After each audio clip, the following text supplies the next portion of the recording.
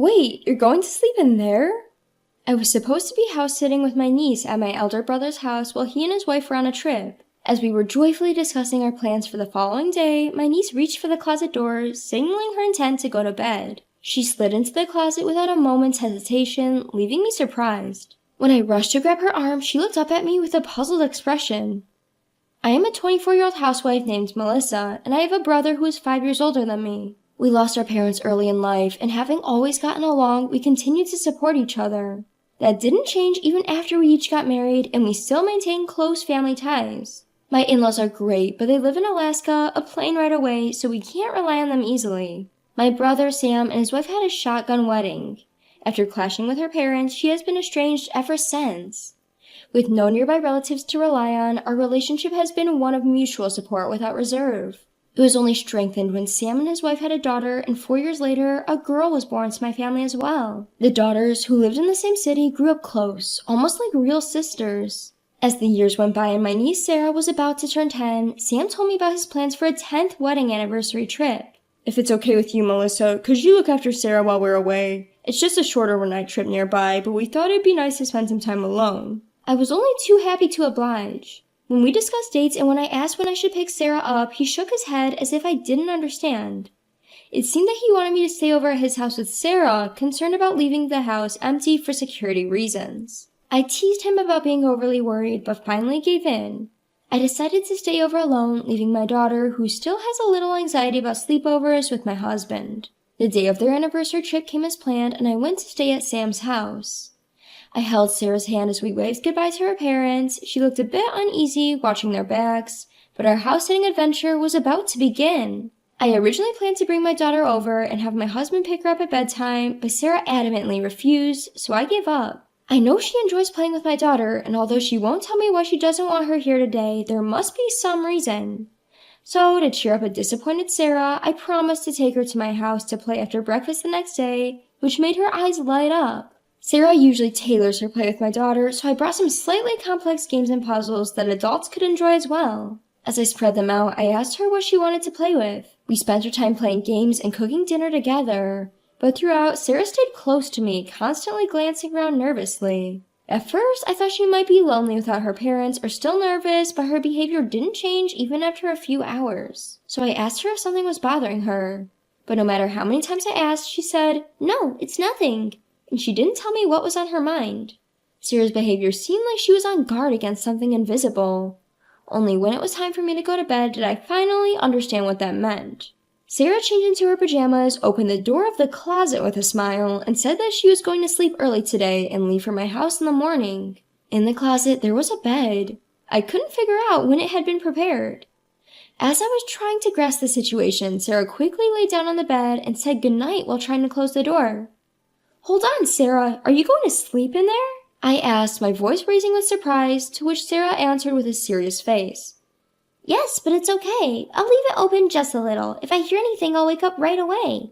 Hiding my confusion, I invited Sarah to sleep with me. After some hesitation, Sarah finally agreed and joined me in my bed. She said that she wanted to leave the bed in the closet as a hiding place.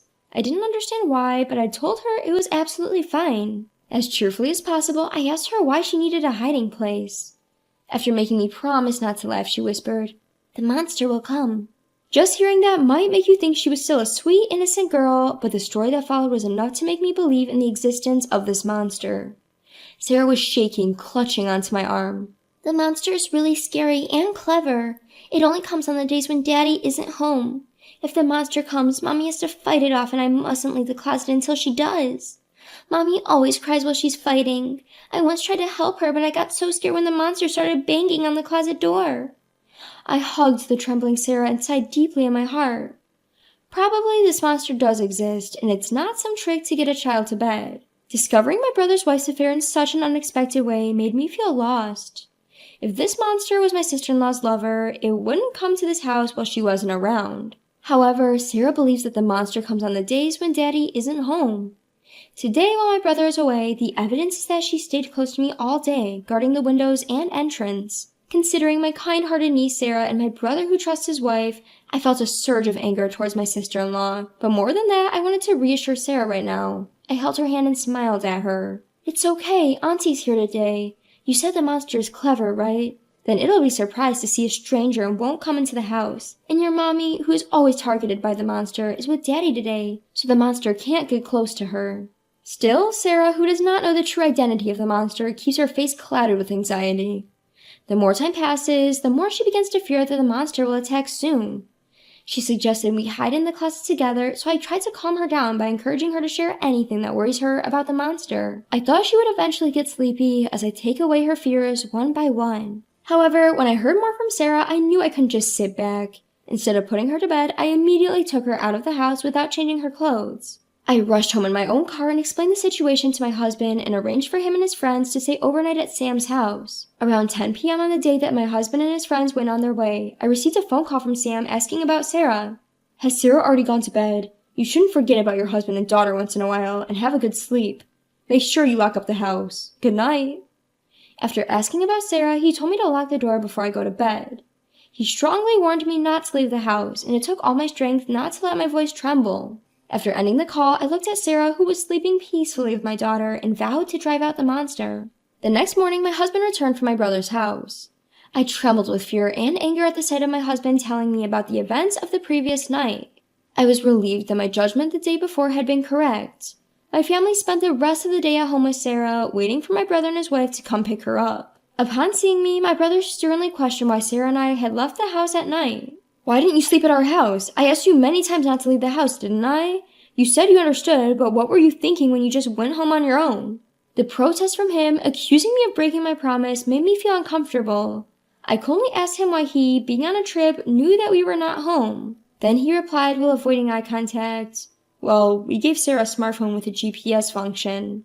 If that was true, he wouldn't have insisted so much on not leaving the house during the phone call the night before. If he had checked the GPS, he would have easily known that we were not at his house. Suppressing my urge to confront Sam immediately, I continued the conversation quietly so as not to be heard by the kids in the other room.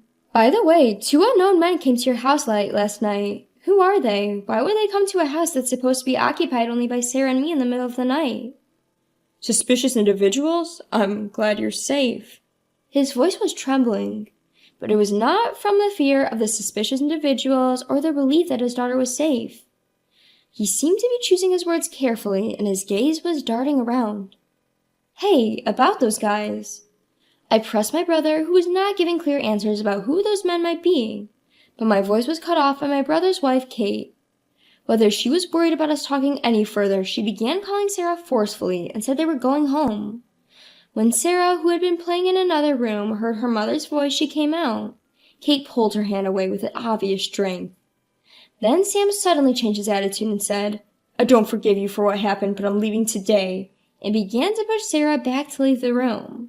My brother and his wife tried to force Sarah to leave with them. When I tried to talk them out of leaving, they ignored me and did not even look back. Seeing Sarah reaching out to me in resistance to her parents, I hastily pulled her towards me. Hey, what are you doing? Caught off guard, Kate let go of Sarah's hand and cried out, but I shielded Sarah behind me, putting some distance between us and the couple. They spouted aggressive words, attempting to reclaim their daughter and stormed towards us in a rage. My husband and I managed to force them out of the room, asserting that we would never allow them to take Sarah away. A police officer who had been waiting at the entrance instantly detained the couple.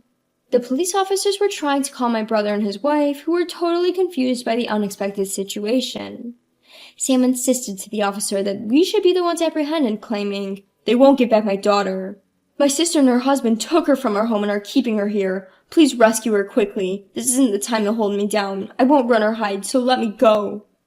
Our daughter, who had noticed the commotion and came out, hid behind me and spoke with Sarah in a baffled manner, discussing that she was not locked up at all. Not sure whether Sam heard their conversation, but he sternly told Sarah to come with him. But she was too frightened by her father's intense anger to leave my side.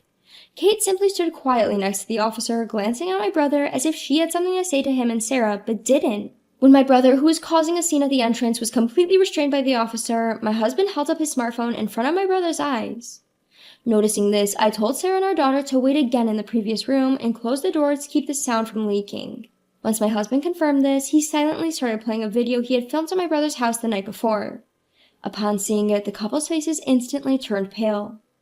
The video began with the house key slowly turning and two men, apparently using a duplicate key, quietly entering the room. The men, in a good mood from their appearance, greeted my husband and his friends, mentioning my brother's name. "You guys are guests too, huh?" they said. One of them joked, "Hey, how much did you pay? He said I could get a 30% discount because the woman is his own sister, haha." They looked at my husband and his friends with a smirk on their faces. When my husband's friend gave a vague response, avoiding a direct answer, one of them boasted about the specific amount of money. He said that they were good friends with my brother and his wife and that they were able to get a discount from them. They continued, "We're lucky we get to play with the kid today, too." And the man's profile as he laughed was hideously villainous, to the point where calling him a monster would be an insult to a monster. I couldn't see the screen from where I was, but the audio alone was enough to give me goosebumps. Afterwards, my husband's friend started grilling the men, asking if they often visited his house and if they always came in pairs. They seemed to notice something was amiss and started asking where Sarah and I were. Upon seeing my husband's angry expression as he stated we weren't there, they seemed to finally realize the situation. Realizing they were not among friends, the men hastily fled. It was unclear whether they hadn't noticed my husband's recording until the end or if they had intentionally not disclosed it. It seems like my brother, who is supposed to be a close friend of them, has never heard of the video before. He is trembling. He desperately insisted he knew nothing and was being framed. Until I watched the video, I thought my brother was innocent and that my sister-in-law had planned everything. But there's clear evidence in the video that my brother Sam handed over to me and little Sarah. No one was convinced by him pretending to know nothing, and he was taken away by the police. Kate was pretending to have no involvement, but the officers who had previously heard from Sarah had many questions for her, so they requested her to come along, and thus Sam and Kate were both taken into custody. Later, during the police investigation, Sam and Kate confessed everything and were arrested on the spot. Apparently, Kate used to invite men over to her house on the nights when Sam was working and received money. Once she realized there was a particular demand for children, she took advantage of Sarah, making sure not to violate the law. To help her mother, who was being bullied by some nasty people, innocent Sarah did as she was told and posed for photos. These were mere pictures of a child with no suggestive connotations whatsoever. Kate would take these innocent photos with a disposable camera, have them developed, and then show them to her clients, instigating a kind of bidding war. Moreover, she would only lend out the photos, never selling them. As much as I despised her for this, if that was all there was to it, it should have ended as a matter of no concern to my husband and me. When Sam noticed Kate's business, he didn't scold her or try to protect their daughter. Instead, he started to gather men who would become their clients. He figured that if he increased the number of employees, the revenue would also increase. With this simple logic, he decided to involve me in his business. Of course I would never agree to this if he simply asked.